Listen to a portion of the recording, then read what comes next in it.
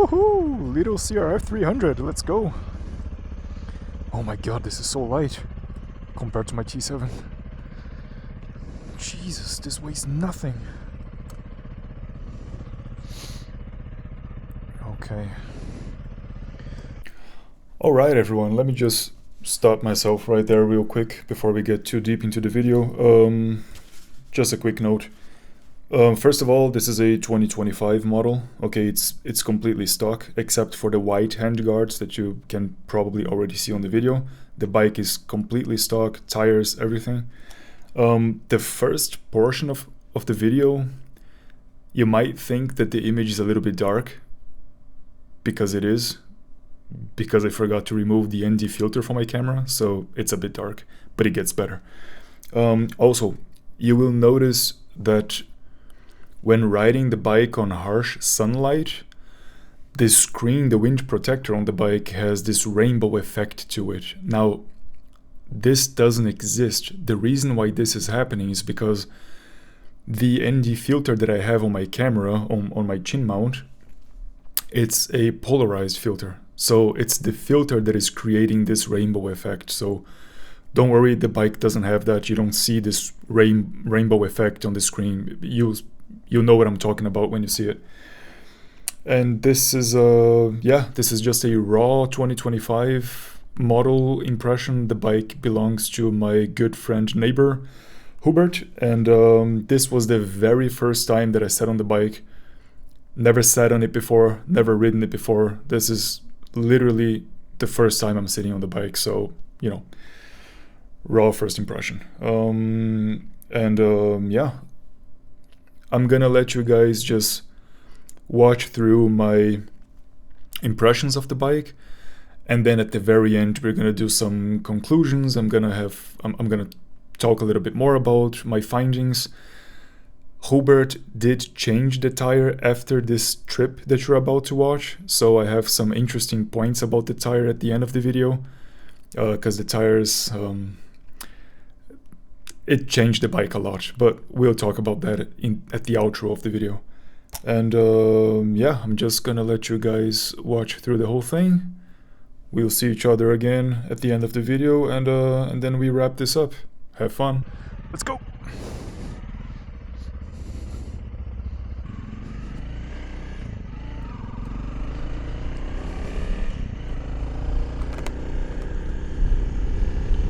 Alright, first impressions, CRF300. Interesting. Oh, the engine actually picks up a little bit better than I was expecting for 27 horsepower. Very agile, very lightweight.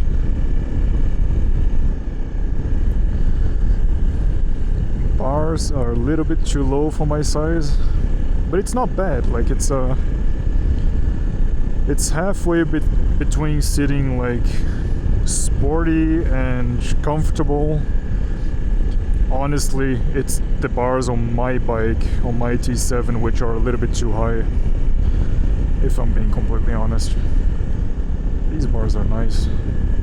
I already like the back sweep. Like the bars has a very natural back sweep. I like it. Oh, the gears. Oh, the 6 gears actually quite long.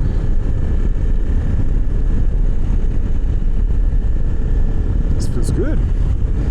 Yeah, suspension is way too soft. I think the CRFs are kind of known for having rather soft suspension, but I mean, it's kind of what they're made for, right? I mean, these bikes are made for cruising all around the world, regardless of what kind of... Wait, we need a... Ah! Oh, okay. Yeah, this is where we go.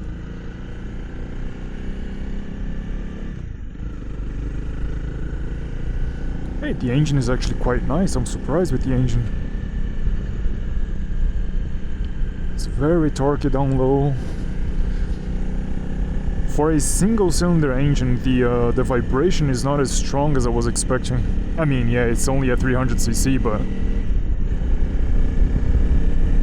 Woohoo! let's open it up a little bit. Oh!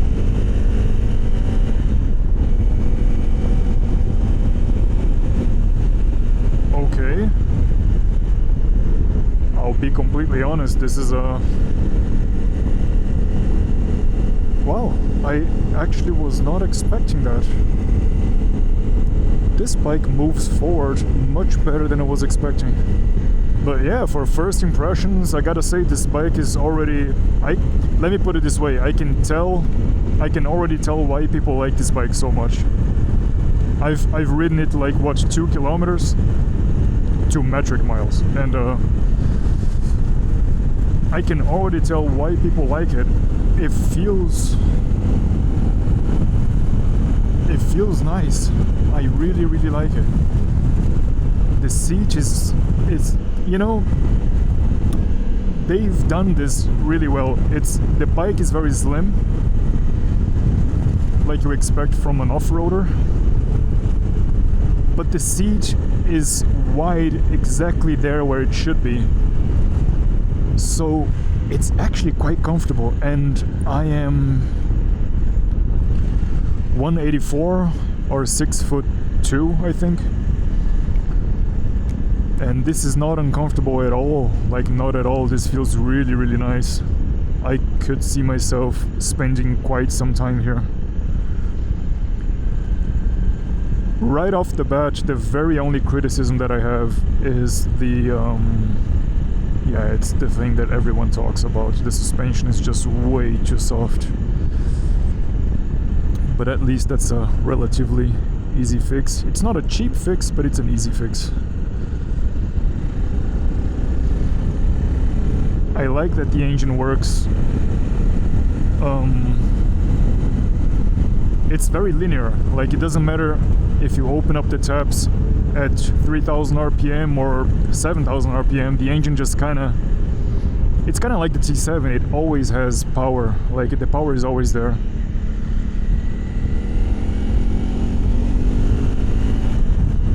Man, this feels good. The clutch is probably the lightest clutch I've ever used in my life.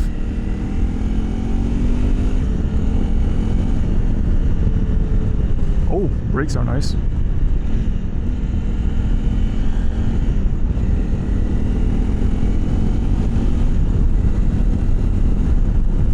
Man, this bike is nice.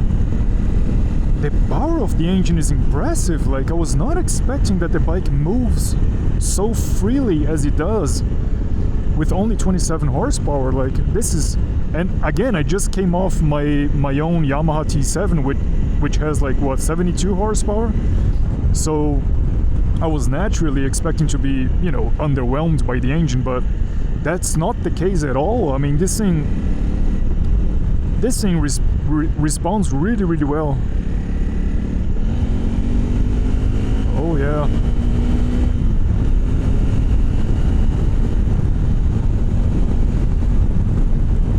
This is good. I like this. I was not expecting to like this bike so much. Oh, the handling is nice. It's very light, but very stable.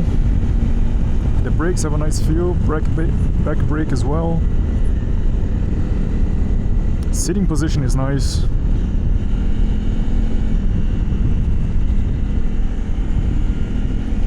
Yeah, suspension is way too soft. When you push it into the corner a little bit stronger, then you can tell the suspension just immediately just gives the travel away. It has no feedback. It has no hold up at all. It just goes down like. But man, with a little bit of a suspension tune, I like this thing. I was not expecting this, but I like this thing. Oh, we need to go. Wait, where are we going? Oh. This bike is so agile. It takes some getting used to after coming from a T7. That corner back there, like the T7 would have washed out, you know, going into the corner as late as I did. This bike just went like whoop.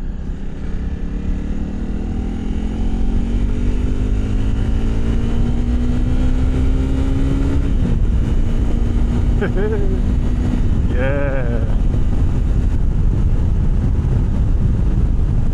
Sorry, Hobart, but you're gonna have to be friends with my T7 for a little bit longer. I need to keep on riding your bike, man. This thing is awesome. Woohoo!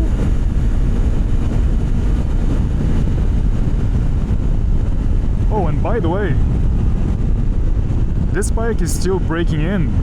It's not even at 1,000 kilometers yet, so theoretically this engine should only get better.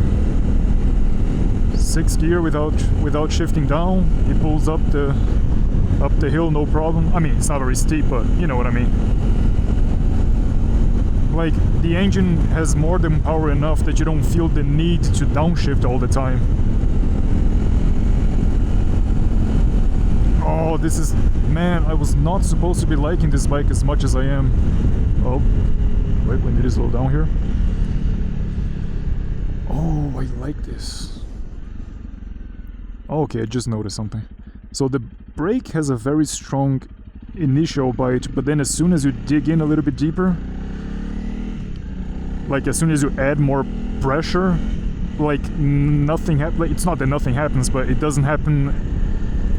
The brake force does not increase as much as you expect,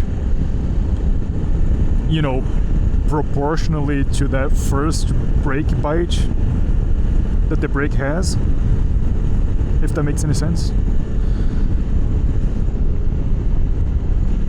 But that's at the same time something that you do want to have on off-road bikes, because you don't want to be locking up your front wheel all the time when riding off-road, right? So you kind of want to have that.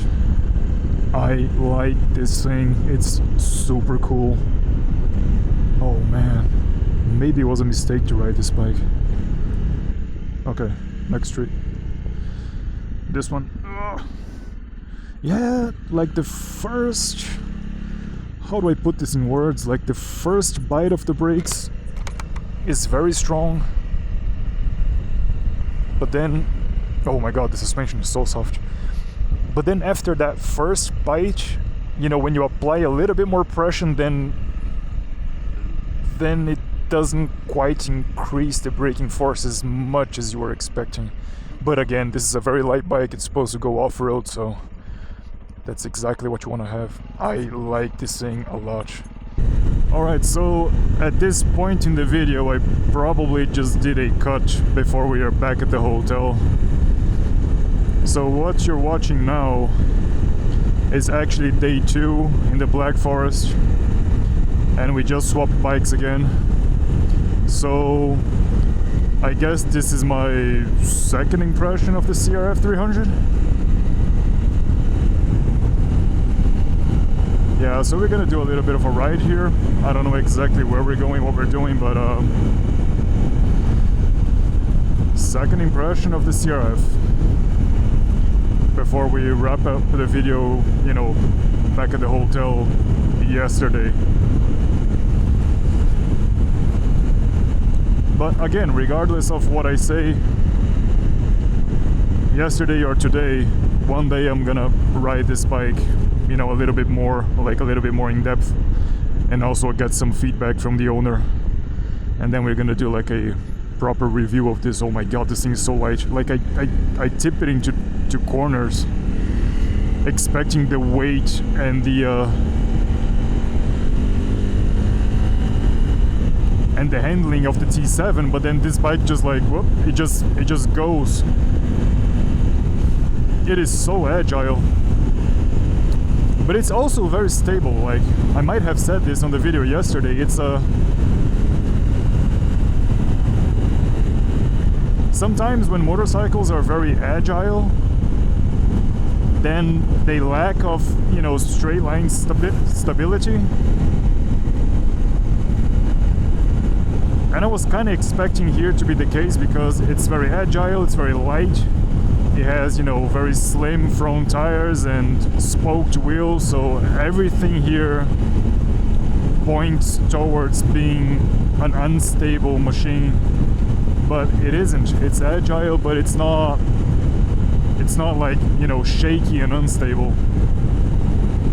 So we are uphill now. It's quite steep. As always, you can never see the steepness on the video, but it's quite steep, and we are on 6th gear, 5,000 RPM.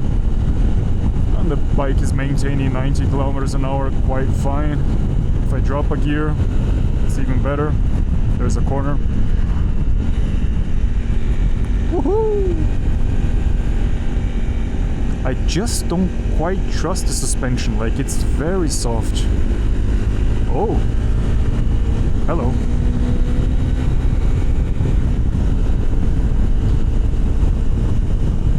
Yeah, and as I was saying yesterday, the engine, for having only 27 horsepower, it's actually quite punchy. Like, I mean, like we're not flying, right? But it's not bad. Like, it's not one of those engines that, you know, you twist the throttle and then you wait forever for something to happen. It's like, no, the bike just kind of goes. It picks up speed. Even going uphill like we were doing right now, it's not bad at all. And I like how linear the engine is. Like, it almost doesn't matter if it's spinning at 4,000 RPM or higher. Like, it feels like it's always making its power, kind of like the T7. One of the things that I love the most about the T7, something we're gonna talk about a lot when I do the review on that bike, is that engine, the CP2, just doesn't care which RPM you have, which gear you have. It just kind of goes. It just always goes. This one is not too different, to be honest. I mean, obviously it makes a lot less power, but it goes. I like it. Yeah, brakes are fine, yeah.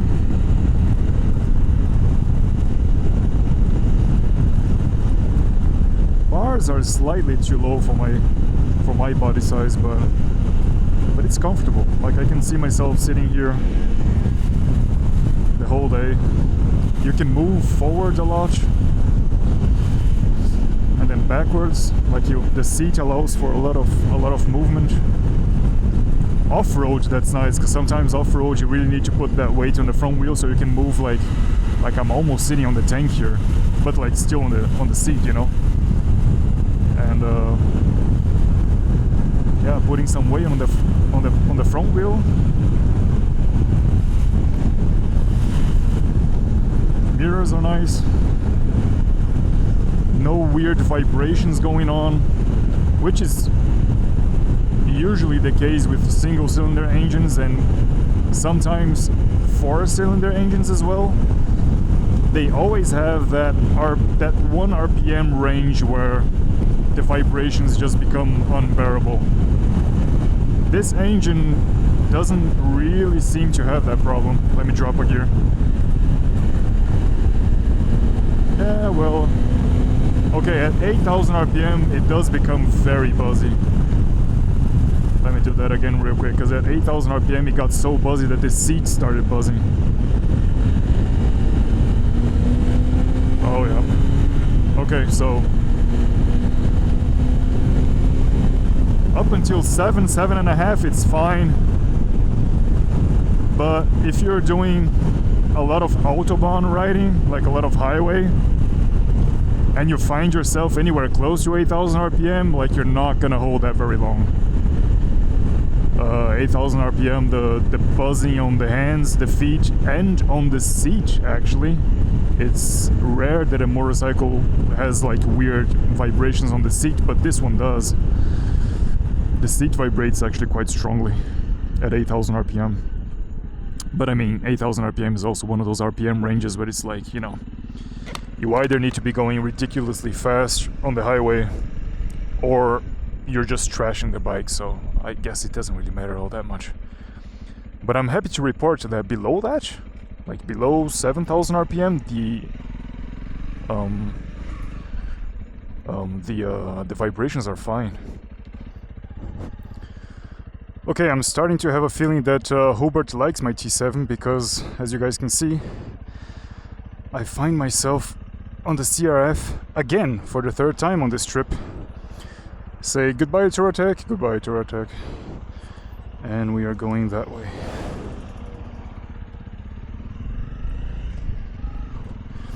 But that's okay, because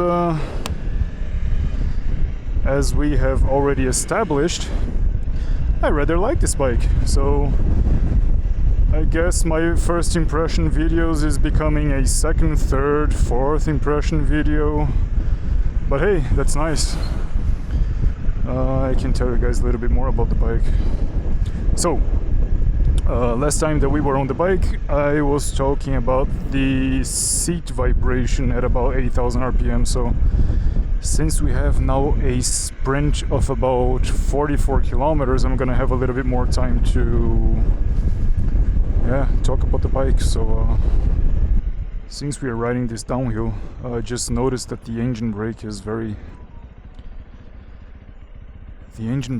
rather, how should I put this? It's rather soft, like it doesn't engine brake too much.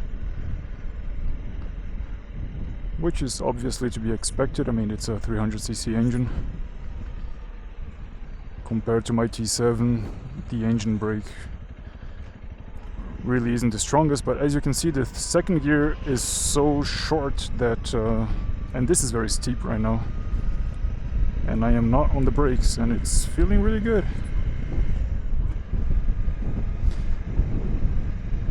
Okay, I just stepped on the rear brake, like, for the first time, like properly.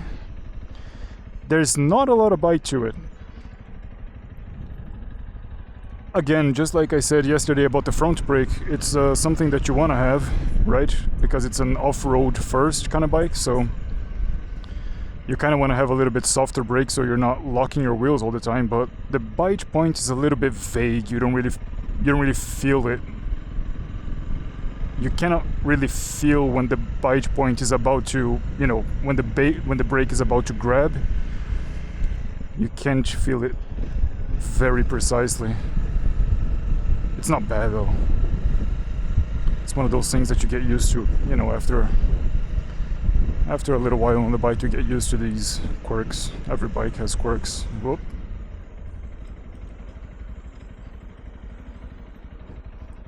So since it's very hot outside, let's see the heat coming from the engine. I still haven't felt it. Oh my god. No feeling for the from the front wheel back there. Yeah, as I was saying yesterday, the only downside here is that you're never really like, because it's a very knobby tire and the suspension is very soft, you never really feel what the tires are doing.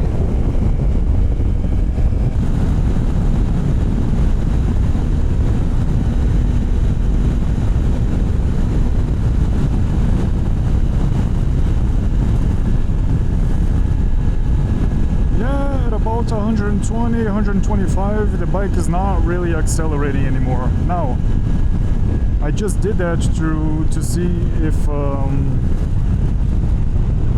at 120 kilometers an hour in 6th gear, if the engine was going to reach 8,000 RPM, and it doesn't,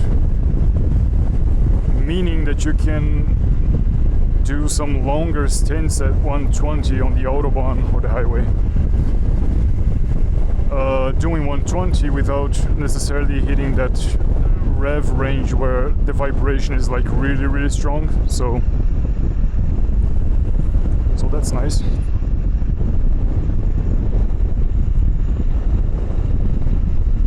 And unfortunately the camera was off back there, but I went through some high-speed like bumps, like not even bumps, just like oscillations on the road, and I noticed that the compression and the rebound on these suspensions are like very, very weak, because I went through the compression, and then after the compression was over, the suspension just like kept on bouncing for a couple of meters, which is a sign that it's either the compression is too soft, which it is, or the rebound is too fast, which I don't think it is. I think the rebound is okay. What's up? wind protection is not bad.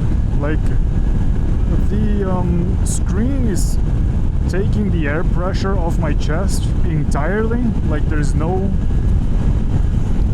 air pressure on my chest at all.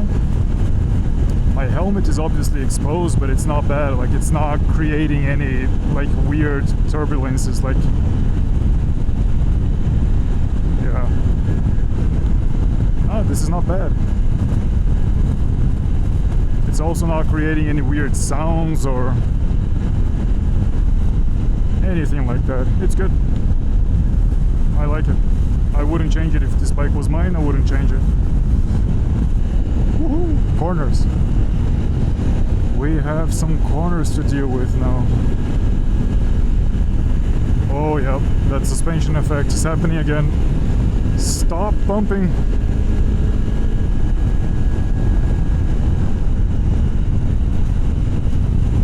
Getting ready.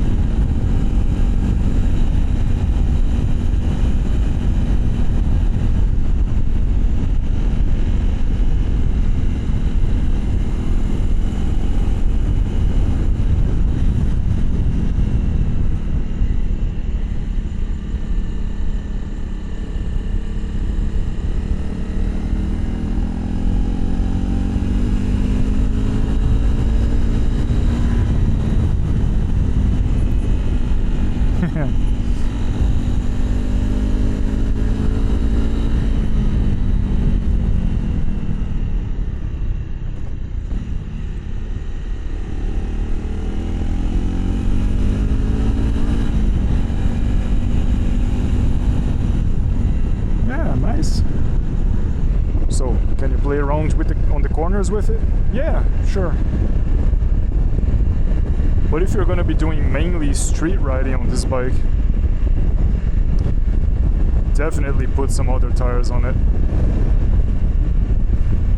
Even if you do nothing to the suspension, just put other tires on this bike.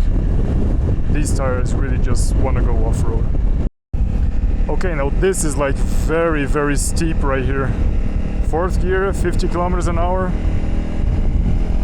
Oh yeah, it still pulls. Oh, not bad. Oh yeah, after about 6.5, the engine just kind of like wakes up for a second time. You know, it has like another push at 6.5. Where are we now?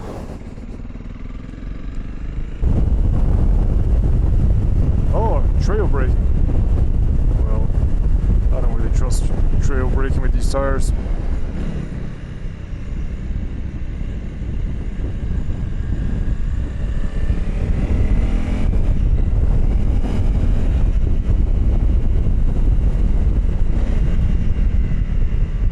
Very smooth.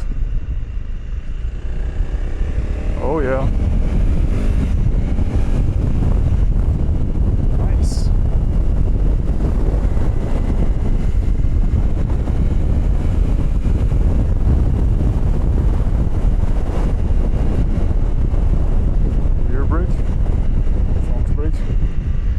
Up that front wheel, let it go, let it flow.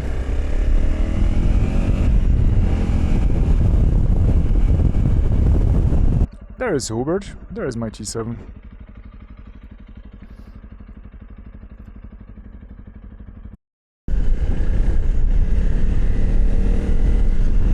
And for some reason, I'm back on the CRF. We haven't even got home. He's on my T7. And somehow I'm on the CRF again. Hubert! Alrighty guys, so we have ridden the bike now quite a bit. So since I have a lot of notes here on my little notepad, I'm just gonna go, the video is already getting very long as it is. So I'm just gonna go real quick through some points, right? Because we have quite a few things to talk about here. Okay, ergonomic. More specifically, the seat of the bike. I like it. It's not too soft, it's not too hard. It's a little bit more on the hard side than the soft side, which personally I prefer. I think I said this on the video at some point, maybe. What I don't really like very much, but then this is personal preference, is that the seat has a, most motorcycles seat have an angle to them. On this bike, I think the angle is a little bit too much. But again, this is personal preference, because to me it's too much, but Hubert, he likes it. So, on the topic of ergonomics, so the bike is not low, it's a very tall bike. But the bike feels small to me. Again, this is yet again a personal note. I am 184, 6'1", I believe, 6'2". Now, it's not uncomfortable by any stretch of imagination, it's not uncomfortable, but for how tall the bike is, when I'm sitting on it, when I'm riding it, for some reason there's something in the triangle.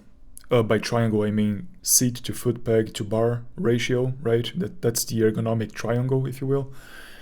There's something about the triangle that feels a little bit cramped for my size, or maybe it's just me being used to my Yamaha Tenere 700, which is a huge bike, right? The Tenere 700 is, the bike is enormous. It's even bigger than a GS.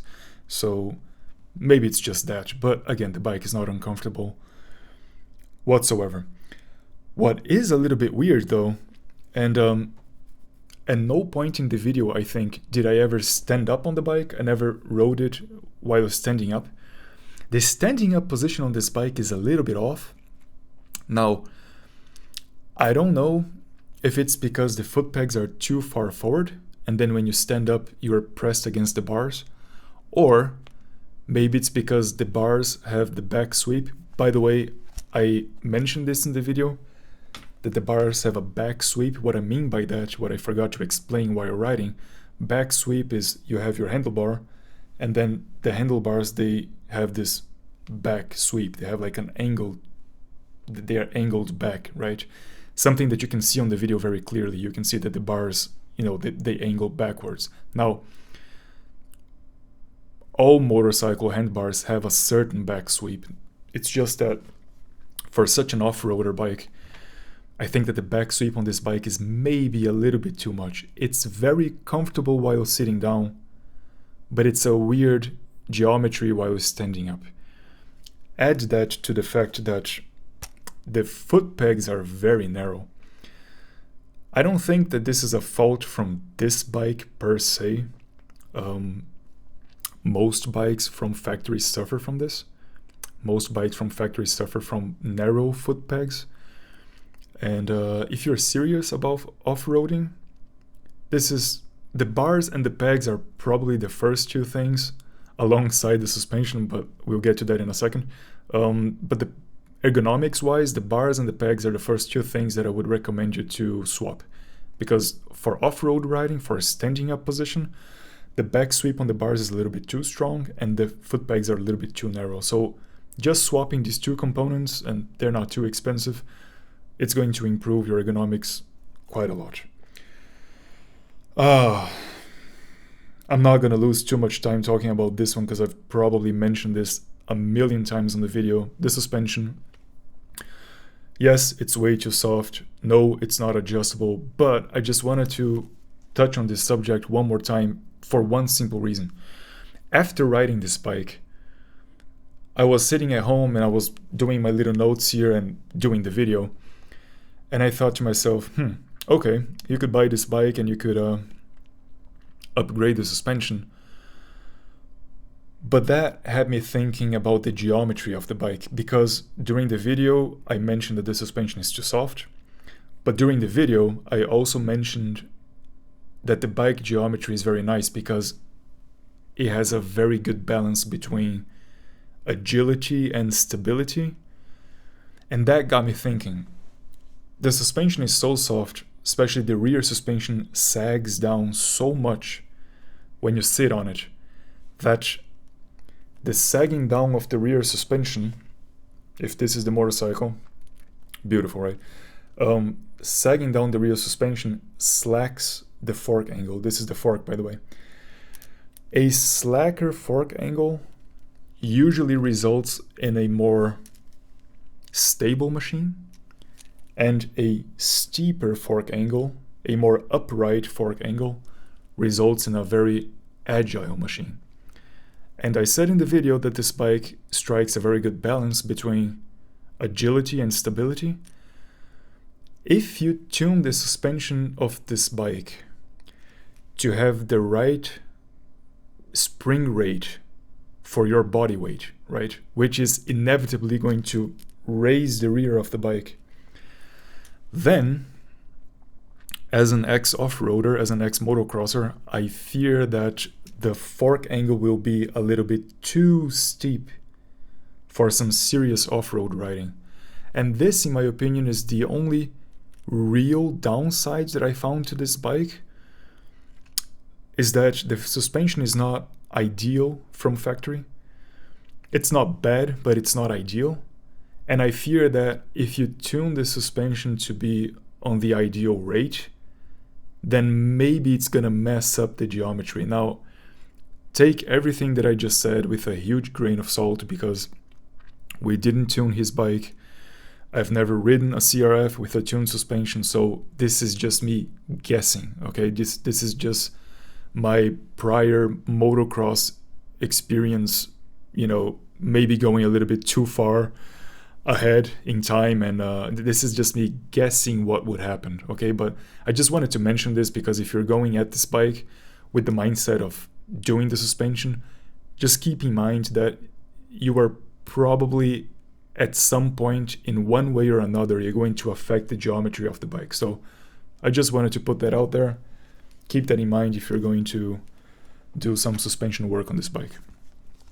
And also I mentioned at some point in the video that the suspension was pumping.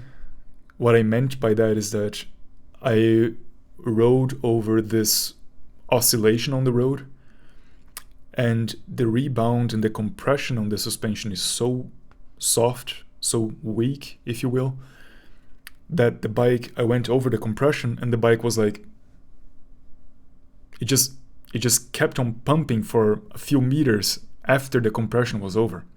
It just goes to show how soft the compression and the rebound is set on this bike. So the bike is mainly riding on the springs. It's not riding on the damping, right? Which I am not a huge fan of. On my motorcycle, for example, on my Tenere 700, I pretty much have the compression almost closed. It's almost locked. I like a very stiff suspension setting, but again, this is personal preference. I just wanted to tell you this because, you know, it's good to know. Geometry, we already talked about this. The brakes are nice. I mentioned this a couple of times on the video. They have the front brake has a good initial bite, but then the progression of the brake force it requires a little bit more force.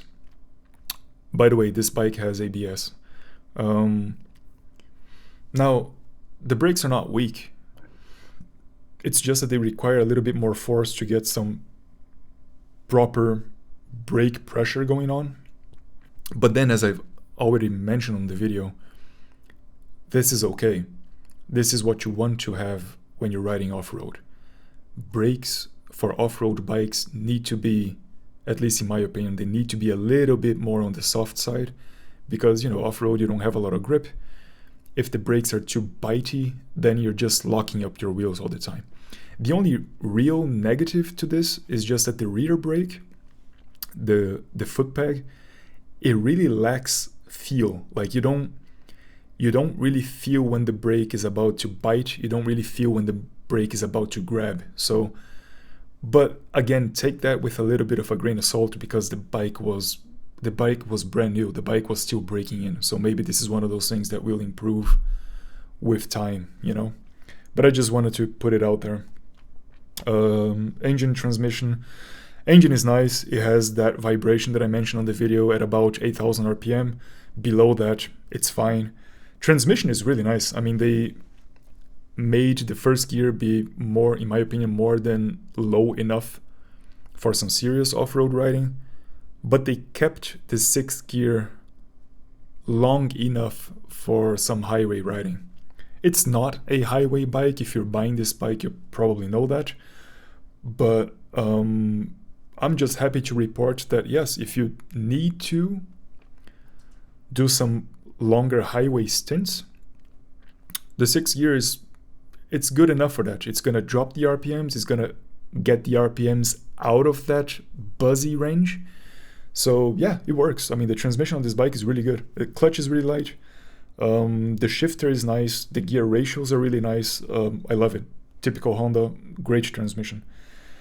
Now I'm gonna put a B-roll right now of the dash. You're probably seeing me, hopefully you're seeing me now playing around with the dash of the bike. Usable, all the information that you need, nothing that you don't. I just wanted to point out something really cool that the dash of this bike has, and I haven't seen any review of this bike talking about this. The dash of this bike shows something that's specially for off-road riding. I think it's very cool.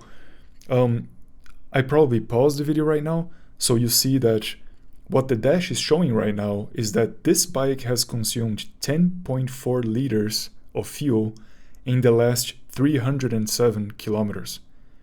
Now I'm gonna switch the clip, and what you're seeing now is the bike showing us that it has consumed 38.6 liters in the last 1,208 or so kilometers. This is really cool because if you have been riding on the highway for a while before you get to your off-road destination, you have a certain fuel consumption average, right? But then knowing how many liters you have used and how many liters you are using now that you've gotten to your off-road destination helps you to calculate a little bit faster your range. Because if you rely just on the average, the average, as the name suggests, it's an average, so it needs time, it needs mileage to update. So it could be that you start riding off-road, your consumption increases, and you don't know because you're looking at the average all the time. So knowing exactly how many liters you have used and how many liters of fuel you still have in the tank, that's really cool. Like, that's an option that I wish that my Tenere 700 had. Price and competition. So at least in Europe, this bike is set, I think, at somewhere between 7,200, 7,500 euros or something like this. It's a fair price, I would say. The only thing that I would tell you is it's a great bike, but who is this bike for? This bike is for the person that will keep it stock.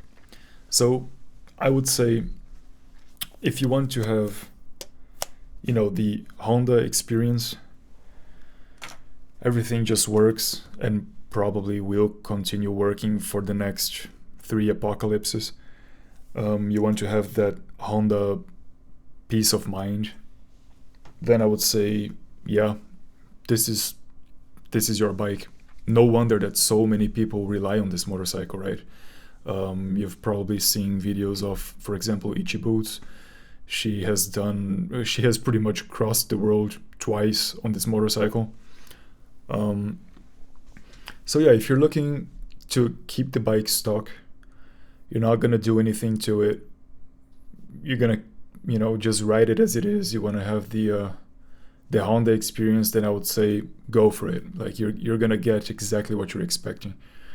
If anything, maybe you are going to get even a little bit more than you were expecting, because this bike really surprised me in a positive way. Now, who is this bike not for? The only situation where I would tell you don't go for this bike or think twice before you go for this bike is only if you are going at this motorcycle with the mindset of, I'm gonna buy the bike, I'm gonna, change the tires, change the suspension, I'm gonna tune the engine, change the exhaust, I'm gonna change the foot pegs, the bars. Like, you know, you do these things and you are already at a price where you could have maybe bought something else from the beginning that fits your needs a little bit more. For example, I always like to take the Suzuki DR400 as an example, because when the DR400 came into the market, everyone, in first impressions, everyone loved it. But then as soon as the price dropped, everyone was like, oh my god, the price of this bike is way too high.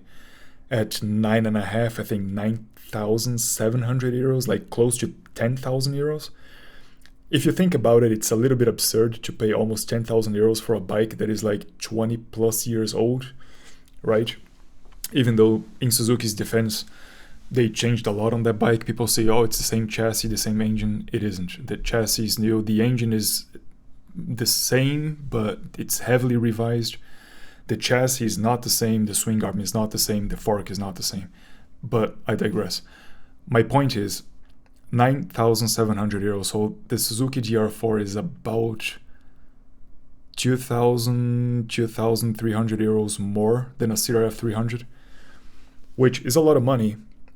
But let's not forget that if you buy the CRF300 and you change the exhaust, you do the suspension front and back, you do the bars and the pegs, the tires, like those 5 things, especially the suspension, is probably gonna cost about that amount, if not more, depending on what suspension you go for.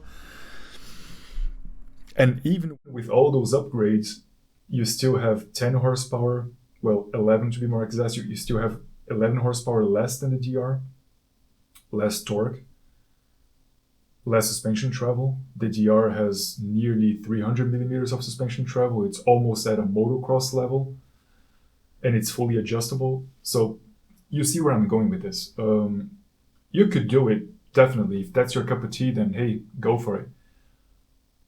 But I just wanted to make you aware that this bike is a very honest proposition for the price if you keep it stock. If you're going to start modifying the bike, maybe take a look around, see if in your market, because obviously the prices, they vary a lot from region to region, but take a look in your market, how much does the competition cost and how much would these upgrade parts cost, because things can get very expensive very quickly if you go that route, right?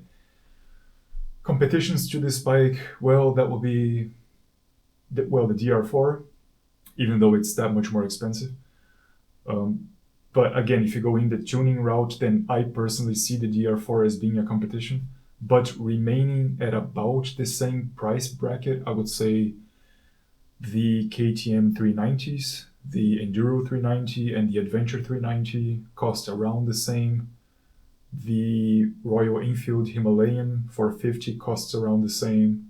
The CF Moto 450 MT or Ibex, depending on your market. I think in the US this bike is called the 450 Ibex, right? Around the same price bracket. If you are in Europe, you have, for example, things like the Riegio 307. If you are in the US, you have the Kawasaki KLX 300, I think. So yeah, there are quite a few competition to this bike. But tires, oh, this is an interesting one. So I said a million times on the videos that the suspension is way too soft and the tires, they just don't give you a lot of confidence, etc. Important note right here. After I filmed all this, but obviously before filming this, Hubert actually swapped out the tires on the bike. So he removed the original tires, this rather knobby, almost no-name tires that come on this bike. I think they are CSTs, I believe. I don't remember. and he swapped them for Dunlop Trail Max. And let me tell you guys, the difference is huge. Like, the difference is in fact so big that I even started to feel fine about the fact that the suspension is too soft. The new tires just gave the bike so much feedback from the road, and it essentially just put the control back in your hands. So yeah, obviously that doesn't fix the suspension, but I have to say, even though I am way too heavy for this bike, I weigh about 90 kilos or 210 pounds, the tire change alone was enough for me to completely forgive the suspension. So, as I have said at some point in the video, if you do anything to this bike, change the tires, because the Dunlop Trail Max on this bike just transformed how this bike rides. Really, I'm not being overly dramatic. It really felt like you're riding a whole other motorcycle. So that's a very positive note here. Yeah, anyway, this video is getting way too long. I've talked way too much. If I have any updates on the bike, if I forgot about something, I'm going to leave a comment. I'm going to write on the description of this video. I'm also going to leave a comment. And if someday we make a second part of this, maybe I include Hubert into this, the owner of the bike. Anyway, if there's any sort of update to this, if you're watching this video in the future, then take a look at the description, take a look at the comment section. I'm probably going to leave something there. Thanks for watching. See you guys in the next one. Bye-bye.